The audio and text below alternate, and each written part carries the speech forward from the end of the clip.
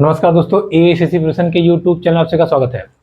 दोस्तों हम लोग सीटेट 2023 की तैयारी के लिए आज से ईवीएस की क्लास जो है वो स्टार्ट कर रहे हैं। ईवीएस अर्थात पर्यावरण, जिसके सिलेबस के बारे में मैंने आपको पिछली वीडियो में चर्चा कर दिया है। ठीक है, तो ईवीएस की आज क्लास 1 है। इसमें हम लोग देखेंगे कि पर्यावरण क्या है तथा पहला जो टॉपिक है कॉन्सेप्ट ऑफ ईवीएस यानी कि पर्यावरण की संकल्पना, उसके बारे में थोड़ी सी चर्चा करेंगे। देखिए, तो ईवीएस की जो ये क्लास फर्स्ट है, ईवीएस क्लास 1, ठीक है। वैसे तो ये तीसरी क्लास है, लेकिन अगर लेक्चर के मामले से मानेंगे तो ये पहली क्लास है। ठीक है, देखिए अब इसको हम अच्छे से समझेंगे। अब बात ये आती है कि पहले पर्यावरण है क्या और सीटेट के सिलेबस में इसको क्यों रखा गया है, या आप कह सकते हैं कि टीचिंग के सिलेबस में इसको क्यों रखा गया है।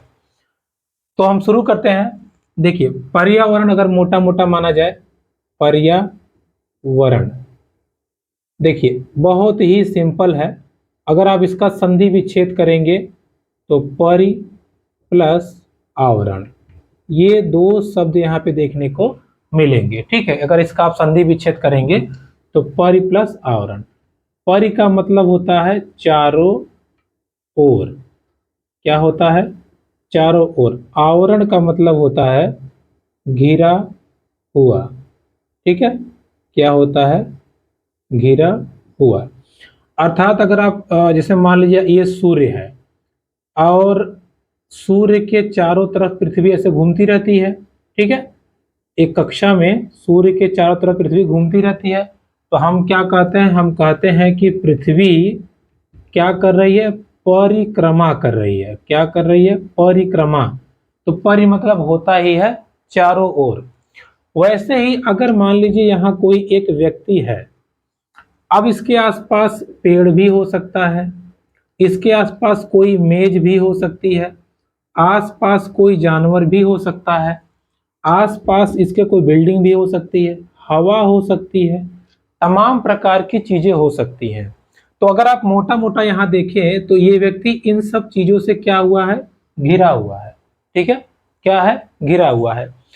अर्थात परि प्लस आवरण, वे सारी वस्तुएं जो हमें चारों तरफ से घेर के रखी हुई हैं या जिनसे हम घिरे हुए हैं, वो क्या है? पर्यावरण है। ठीक है, क्या है? पर्यावरण है। इसको आप ध्यान रखिएगा। अब देखिए, पर्यावरण जो शब्द है, इसका अगर इंग्लिश वर्जन करेंगे आप तो आता है इन्वायरमेंट। ठीक है, इन्वायरमेंट यानी कि पर्यावरण। और ये जो अंग्रेजी का शब्द है इन्वायरमेंट, जो अंग्रेजी का शब्द है, इसकी उत्पत्ति इन वायरोनेर से हुई है, जो कि फ्रेंच भाषा का शब्द है और जिसका अर्थ होता है पास पड़ोस। ठीक है, यानी कि हमारे आस पड़ोस की जो चीजें हैं वो सब पर्यावरण है। बात को समझिएगा। पर्यावरण क्या होता है? परि प्लस आवरण से मिलकर बना है, जिसका अर्थ है हमारे चारों तरफ की घिरी हुई वस्तुएं या चारों तरफ जिन वस्तुओं ने हमको घेर कर रखा है वो पर्यावरण है। फिर हमने सीखा पर्यावरण जो शब्द है ये इन्वायरमेंट अंग्रेजी के शब्द से आया है, और ये इन्वायरमेंट शब्द इन्वायरोनेर एक फ्रेंच शब्द है उससे आया है, जिसका अर्थ क्या होता है? पास पड़ोस। क्लियर है? क्या होता है? पास पड़ोस। ठीक, पास पड़ोस। देखिए, अब ये हमने जान लिया, साथ ही साथ कुछ मोटी मोटी चीजें समझ लीजिए, फिर हम आगे बढ़ेंगे। देखिए, बहुत आपसे एग्जाम में पूछा जाता है कि पर्यावरण के घटक क्या हैं। पर्यावरण के घटक। देखिए, घटक मतलब कहना क्या चाह, ध्यान समझिएगा। अभी मैंने जब आपको एग्जाम्पल दिया तो बताया कि एक आदमी है, इसके इस तरफ मान लीजिए बिल्डिंग है, यहाँ मान लीजिए इसकी मेज है, यहाँ मान लीजिए किताबें रखी हुई हैं, बुक्स रखी हुई हैं, यहाँ मान लीजिए कोई भैंस घास चर रही है। ठीक है, यहाँ मान लीजिए कोई एक और लड़का है। तो अगर आप यहाँ देखें, इसके चारों तरफ ध्यान से देखें तो दो प्रकार की चीजें आपको दिखती हैं। एक बिल्डिंग है, मेज है, किताबें हैं, और भी होता है, नदी है, नाला है, झरना है, हवा है, पानी है। तो ये सब की सब चीजें क्या हैं? अजैविक। अजैविक मतलब जिसमें जीवन नहीं है, जैसे पहाड़, नदी, जल, हवा, किताब, तमाम प्रकार की चीजें, किताब, कुर्सी, मेज, कुछ भी ले लीजिए। दूसरा आप देखिए तो इसके प्रति, इसके आसपास जैसे एक पेड़ भी है, एक भैंस है, एक आदमी है, बकरी है, कुत्ता है, बिल्ली है। तो ये सब क्या है? ये सब जैविक है। क्या है? जैविक। ठीक है। और इन्हीं दोनों के कंपोजिशन को मिला दीजिए तो पर्यावरण का निर्माण हो जाता है। अर्थात पर्यावरण हमारा दो घटकों से मिलकर बना है, एक जैविक और अजैविक। जैविक मतलब जिनमें जीवन संभव है, अजैविक मतलब जिनमें जीवन संभव नहीं है या जिनमें जीवन नहीं होता। ठीक है। तो ये बेसिक की चीजें थी, मोटी मोटी, इसको आप अच्छे से कर सकते हैं। इसको अगर आपने नोट डाउन कर लिया होगा तो आगे बढ़ते हैं, या इसका स्क्रीनशॉट लेना ले लीजिएगा। चलिए अब आगे बढ़ते हैं और चीजों को समझते हैं। देखिए, अब ये जो पर्यावरण शब्द है या जो पर्यावरण है, ये हमारे सिलेबस में कब आया या ये कब एंट्री किया, कहाँ? हमारे यहाँ। देखिए, इसके लिए हुआ क्या, जब वैश्विक स्तर पर देखा गया कि पृथ्वी का तापमान बढ़ रहा है, कुछ चीजें गड़बड़ हो रही हैं, गर्मी अचानक बढ़ गई है, या जो डिसबैलेंस है, पर्यावरण का जो संतुलन है वो डिसबैलेंस हो गया, अर्थात असंतुलित हो जा रहा है। तो ऐसा क्यों हो रहा है? इसके लिए साइंटिस्टों की बैठक की गई, वैज्ञानिकों की बैठक की गई। कब की गई? देखिए, स्टॉकहोम सम्मेलन, इसको आप ध्यान रखिएगा, बहुत ही जरूरी है। स्टॉकहोम सम्मेलन ये आपका हुआ था 1972 में, स्वीडन में हुआ था। ये कहाँ हुआ था? स्वीडन में। 119 देशों ने क्या किया था? भाग लिया था। और ये 5 से 16 जून के बीच क्या हुई थी? ये बैठक हुई थी। ठीक है। चीजों को हम रीजन साथ पढ़ेंगे तो याद रहेगा। जब स्टॉकहोम में बैठक हुई 1972 में 119 देशों के बीच, तब उसमें समझ में आया कि हाँ यार, पर्यावरण हमारा डिसबैलेंस हो रहा है, कुछ चीजें गड़बड़ हो रही हैं। तो उसी को सुधारने के लिए या उसी को बैलेंस करने के लिए साइंटिस्टों ने कहा, आज से हम 5 जून को क्या मनाएंगे? विश्व पर्यावरण पर्यावरण दिवस। विश्व पर्यावरण दिवस, वर्ल्ड एनवायरनमेंट डे। 5 जून को या 5 जून को विश्व पर्यावरण दिवस मनाया जाने लगा इस बैठक के बाद। ठीक है, ध्यान रहेगा। अब देखिए, यहीं से हमारे काम का टॉपिक निकलने वाला है, यहीं से निकलेगा, ध्यान समझिएगा।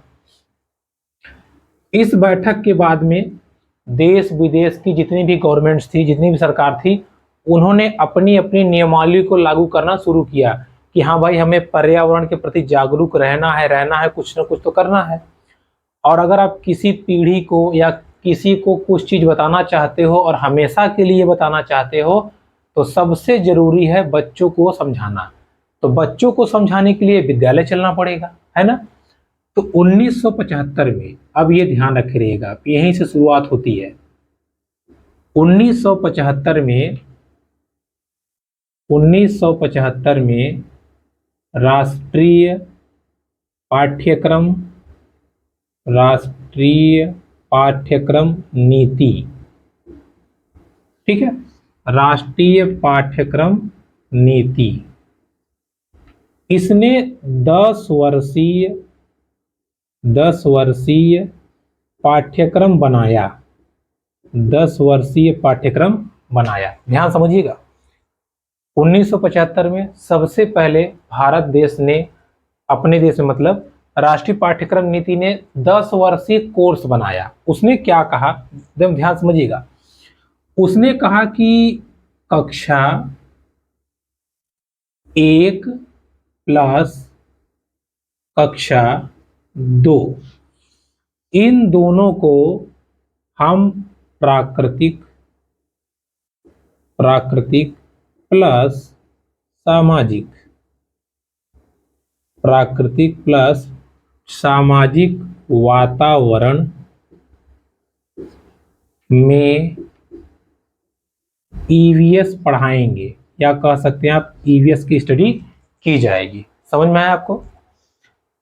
कक्षा 1 और कक्षा 2 के लिए बताया कि प्राकृतिक और सामाजिक वातावरण में मतलब उसी माहौल में हम बच्चों को ईवीएस सिखाएंगे। ये किसमें कहा गया था? 1975 राष्ट्रीय पाठ्यक्रम नीति 10 वर्षीय जो थी उसमें ये कहा गया था। क्लियर है? आगे दूसरा पॉइंट कहा गया कि कक्षा 3 से लेके 5 तक, देखिए कहीं 3 से 4 भी लिखा है क्योंकि ये 10 वर्षीय है। अमूमन देखा जाए तो 6 साल में बच्चों का नाम लिखा जाता है, 6 + 4 करेंगे तो 10 हो जाएगा क्योंकि कक्षा 4 में हुआ। लेकिन कहीं कहीं ये 5 भी लिखा है तो आप 3 से 5 समझ के चलिएगा। अगर 3 से 5 ऑप्शन ना दिखे तो 3 से 4 भी सही है। ठीक है, ये ध्यान रखिएगा। देखिए 3 से 5 में कहा गया कि हम ईवीएस को 2 पार्ट में पढ़ाएंगे, ईवीएस फर्स्ट पार्ट और ईवीएस सेकेंड पार्ट। देखिए यहां समझिएगा, ईवीएस फर्स्ट पार्ट और ईवीएस सेकेंड पार्ट। हम ईवीएस को 2 पार्ट में पढ़ाएंगे। पहला पार्ट होगा हमारा सामाजिक अध्ययन का। किसका होगा? सामाजिक अध्ययन का। और दूसरा पार्ट क्या होगा हमारा? साइंस का, यानी कि विज्ञान का। ठीक है, विज्ञान का। फिर समझिए 10 वर्षीय शिक्षा नीति जब आई उसने कहा बच्चों को पर्यावरण के प्रति जागरूक करने के लिए उनको पर्यावरण पढ़ाना बहुत जरूरी है। उसके लिए उन्होंने जो पाठ्यक्रम बनाया उस पाठ्यक्रम में कहा कि कक्षा 1 और 2 के बच्चों को प्राकृतिक और सामाजिक दृष्टिकोण से ही पढ़ाया जाए। पहला पॉइंट। दूसरा पॉइंट ये थी, उन्होंने कहा कि 3 से जो 5 तक के बच्चे हैं उनको ईवीएस 2 भाग में पढ़ाया जाएगा। पहला पार्ट है सामाजिक अध्ययन वाला, दूसरा पार्ट है विज्ञान वाला, जिसको नाम दिया गया EVS part 1, EVS part 2। Clear? कोई दिक्कत? चलिए अब आगे बढ़ते हैं। देखिए जब हमारी राष्ट्रीय शिक्षा नीति आई, राष्ट्रीय शिक्षा नीति 1986 और राष्ट्रीय पाठ्यचर्या की रूपरेखा, राष्ट्रीय पाठ्यचर्या की रूपरेखा 1988। तो इन दोनों ने क्या कहा?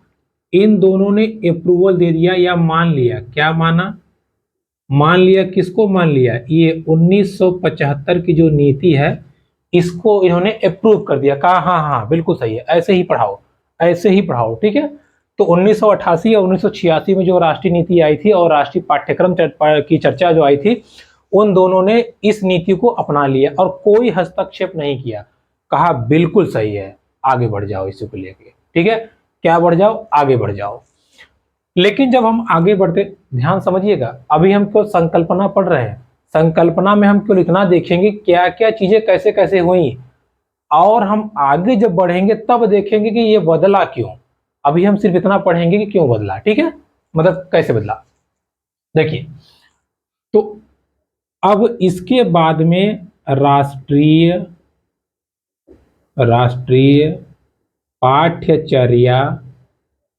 पाठ्यचर्या की रूपरेखा, इसको शॉर्ट में बोलते हैं NCF, national curriculum framework. National curriculum framework.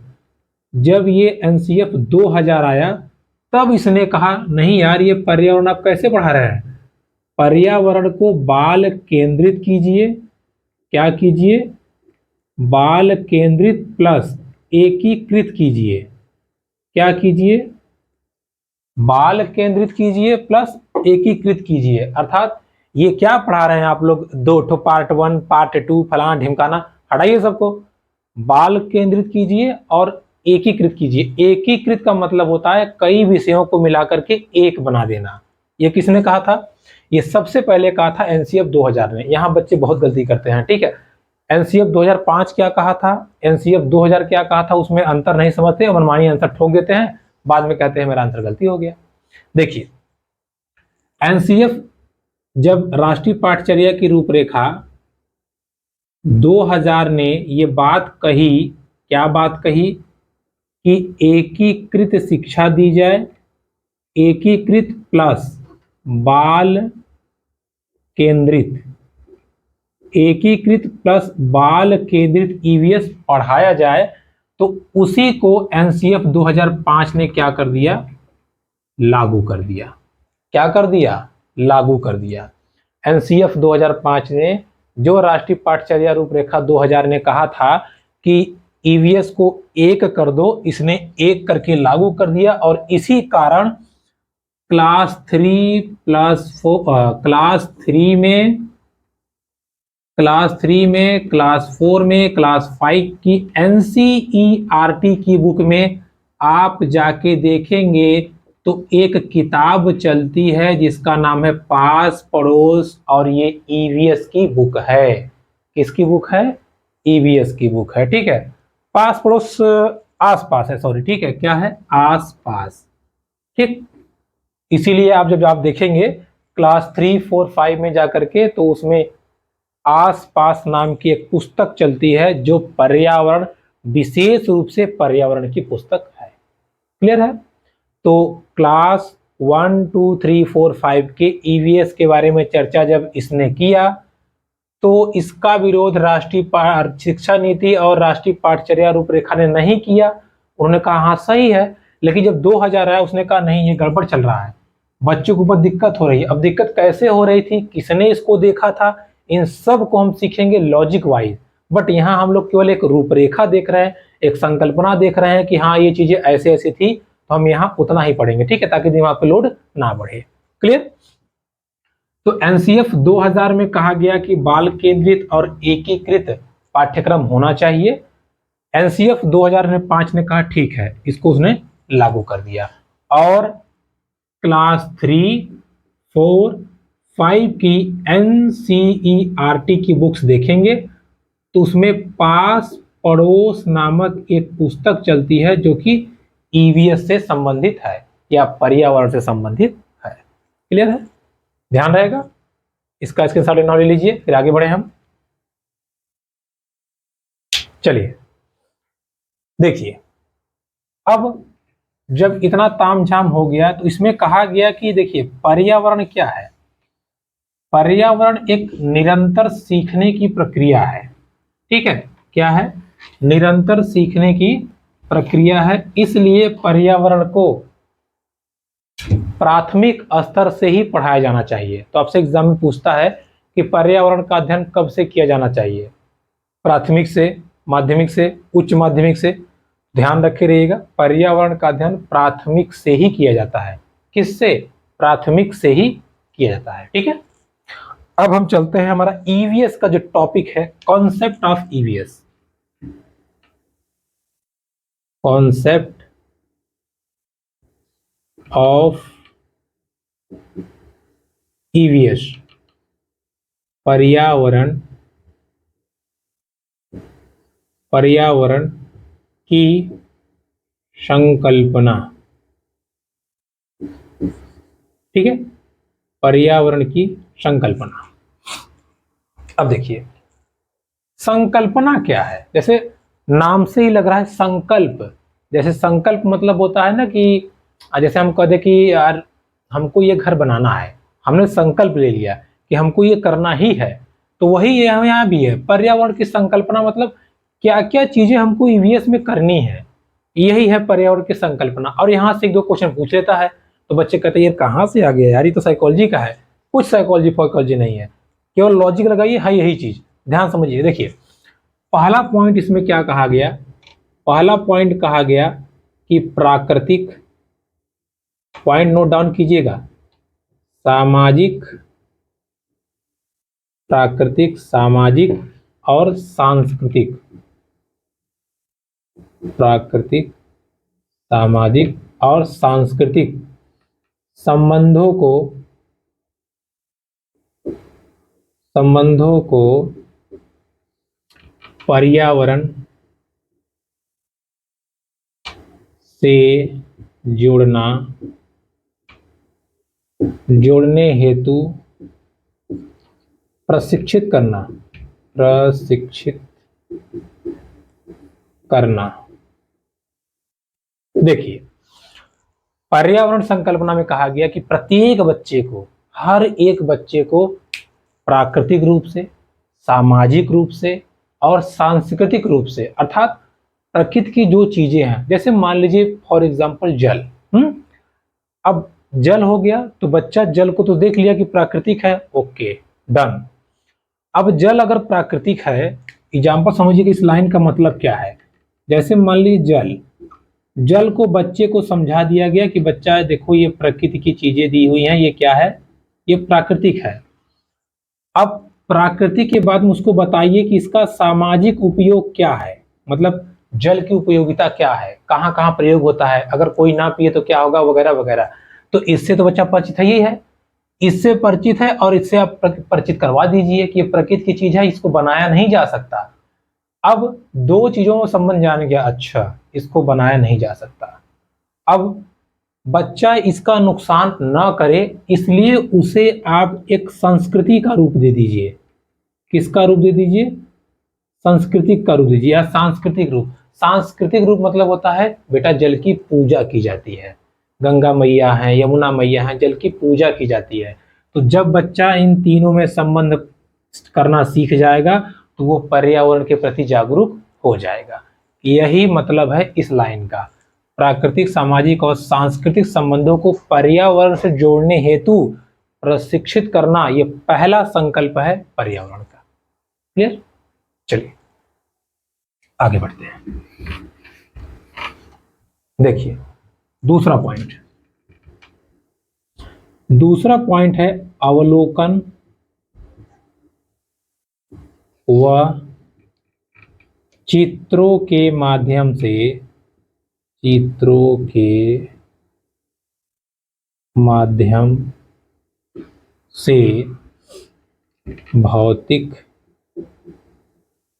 भौतिक, जैविक, सामाजिक और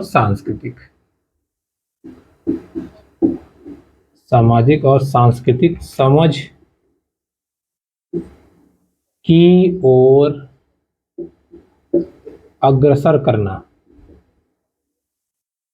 देखिए दूसरा संकल्प ये है, अवलोकन मतलब क्या? जैसे बच्चे को कहिए कि ऐसा करो बेटा, जाओ कुएं से गिलास पानी लेके आओ, गया लेके आया। अब कहिए कि जाओ बेटा नाले से गिलास पानी लेके आओ, नाले से ले आया। अब दोनों को उसको कहे देखो, जब वो दोनों को देखेगा तो कुछ तो बताएगा कि हाँ ये साफ है, ये गंदा है, ये महक रहा है, ये क्या कर रहा है, ठीक है। तो जब दोनों को देखेगा बच्चा, अवलोकन करेगा तो उसको कुछ न कुछ तो समझ में आएगा कि हाँ ये पानी गड़बड़ है, ये सही है। तब उसको समझाइए कि देखो बेटा ये पहले ये भी पानी पीने लायक था, लेकिन किसी कारण से कोई अवांछनीय तत्व मिलने से ये गंदा हो गया। तो बच्चा अवलोकित कर लेगा, अच्छा ये बात है। और फिर उसको दिखाइए, जैसे कोई प्लेस की कोई फोटो दिखा दीजिए, 2 फोटो दिखाइए। अगर मान लीजिए पहली फोटो है, ये दूसरी फोटो है। मान लीजिए ये फोटो है 1950 की, यहाँ मान लीजिए 1 बिल्डिंग, 2 बिल्डिंग, यहाँ मान लीजिए पेड़ है, बहुत सारे पेड़ हैं, बहुत सारे पेड़ हैं। यहाँ दिखाइए 1 building, 2 building, 3 building, 4 building, 5 building, यहाँ केवल 1 पेड़ है। हाँ, केवल मान लीजिए यहाँ पे 1 पेड़ है, ठीक है। पेड़ यहाँ पे ऐसे गोला गोला बनाइए तो आपको समझ में आएगा, ठीक है। देखिए अब बच्चे को समझिए, देखो इसमें क्या देख रहे हो। तो बच्चा कहेगा कि देखिए इसमें 1 2 3 पेड़ हैं, इसमें केवल 1 पेड़ है, क्यों? अब तो कुछ तो बताएगा कि हाँ वहाँ घर बन गया, वहाँ ये हो गया, वो हो गया। तो इसके माध्यम से भी बच्चा सीखेगा। क्या सीखेगा? भौतिक परिवेश कैसा था और अब कैसा है। जैविक संबंधों को सीखेगा कि पहले कौन कौन से जीव थे, पहले कौन कौन से नहीं। जैसे चित्र दिखा, कहीं देखो बेटा ये डायनासोर है, डायनासोर अब नहीं दिखता, तो सोचेगा ना कि अच्छा डायनासोर नहीं दिखते, काहे नहीं दिख रहे हैं, बहुत सारे पक्षी नहीं दिखते, क्यों नहीं दिख रहे हैं। तो इस पर भी वो चर्चा करेगा। फिर इसको सामाजिक रूप दे दीजिए, सामाजिक मतलब तो हमने बता ही दिया आपको।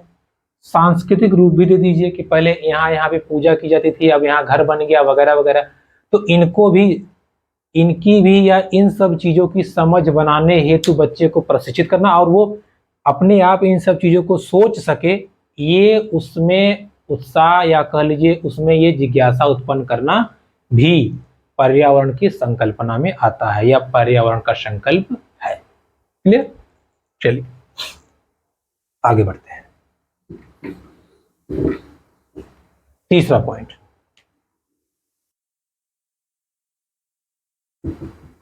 देखिए तीसरा पॉइंट आपका है बुनियादी संख्यात्मक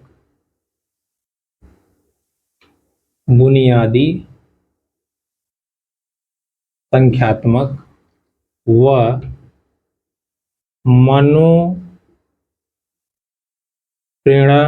मनोप्रेरण कौशल हेतु खोजपूर्ण तथा हस्तपरक, देखिए ये बहुत ही इंपॉर्टेंट है ये लाइन, हस्तपरक दक्षता विकसित करना।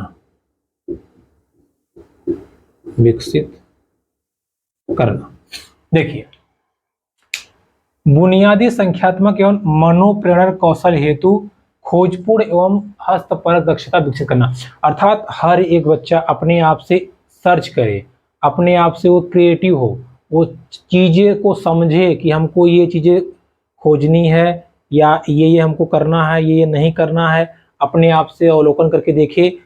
खोज मतलब यही है कि आसपास जाके वो समझे कि कहाँ गड़बड़ी है, कहाँ पर्यावरण डिसबैलेंस हो रहा है, कहाँ हमें चीज़ें क्या करनी है। और साथ ही साथ हस्तपरक दक्षता मतलब आप उससे खुद करवाइए, ठीक है। हस्तपरक गतिविधियां ये बहुत एग्जाम में पूछता है कि बच्चे को पर्यावरण में किसके लिए मोटिवेट किया जाता है या किसके लिए उसको बढ़ावा देता है, तो हस्तपरक गतिविधियां हैं। अर्थात जो बच्चा हाथ से काम करता है तो बहुत अच्छे से सीखता है, करके सीखने पे बल देना, हस्तपरक पे बल देना, अनुभव देना उसको, या उसको प्रत्यक्ष दर्शन दिला देना, ये तमाम प्रकार की इसके अंतर्गत आती हैं। तो इस लाइन का मतलब ये है कि हस्तपरक गतिविधियां अर्थात बच्चे को करके सीखने पे बल दीजिए, जितना वो सीखेगा करके उतना ही उसको अच्छे से समझ आएगी। और खोजपूर्ण मतलब है ये है, पहले खोजे फिर सीखे। क्लियर? चलिए आगे बढ़ते हैं, अगला पॉइंट चौथा। देखिए विभिन्न पहलू जैसे लिंग भेद, उत्पीड़न, प्रदूषण, इसके प्रति बच्चों को जागरूक करना। लिंग मतलब कि मेल फीमेल वगैरह, और उत्पीड़न मतलब कि कहीं पे भी किसी का अन्यायपूर्ण क्या कहते हैं उसको, दोहन ना हो रहा हो प्रकृति का। प्रदूषण मतलब ये होता है कि बच्चों को प्रदूषण क्या है तथा इससे क्या नुकसान होता है, इससे भविष्य में क्या नुकसान होगा, इसके प्रति भी बच्चों को जागरूक करना।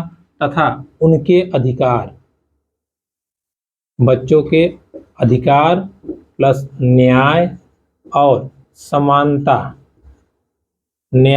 समानता के प्रति जागरूक करना।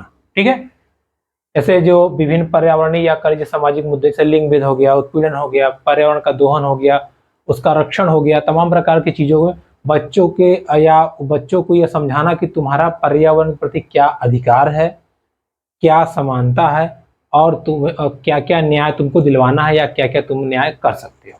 ठीक है, ये भी बच्चों को बताना इसका उद्देश्य है। देखिए अगला पॉइंट ये है कि पर्यावरण मुद्दों के प्रति संरक्षण, समझ, योजना, उपाय,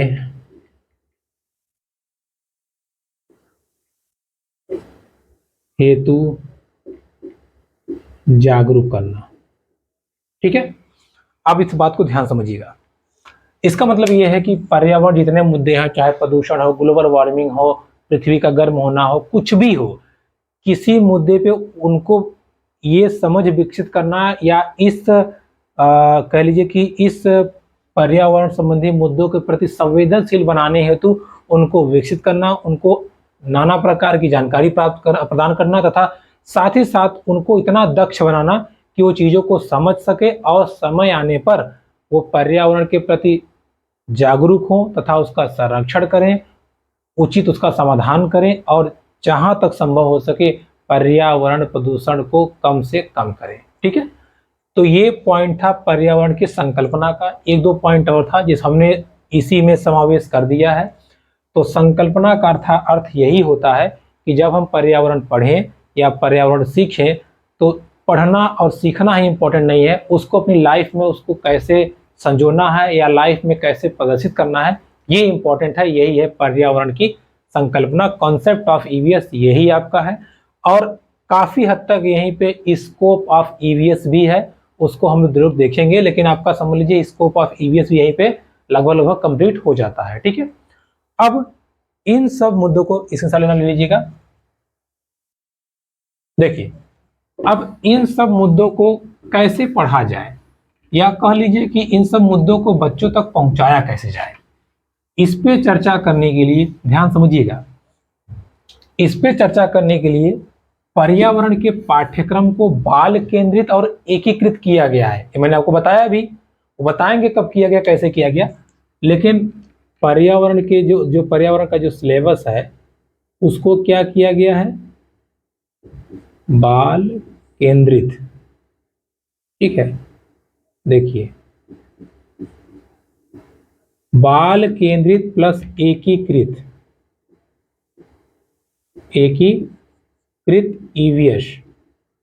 देखिए, बाल केंद्रित प्लस एकीकृत ईवीएस बच्चों तक पहुंचाने के लिए, सरल भाषा में उनको बताने के लिए या पढ़ाने के लिए 6 विषयों में बांटा गया है। किसमें? 6 विषय में।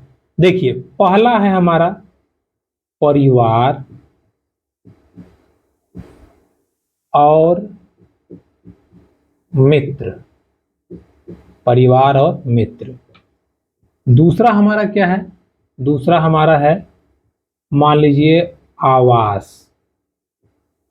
तीसरा हमारा क्या है? भोजन।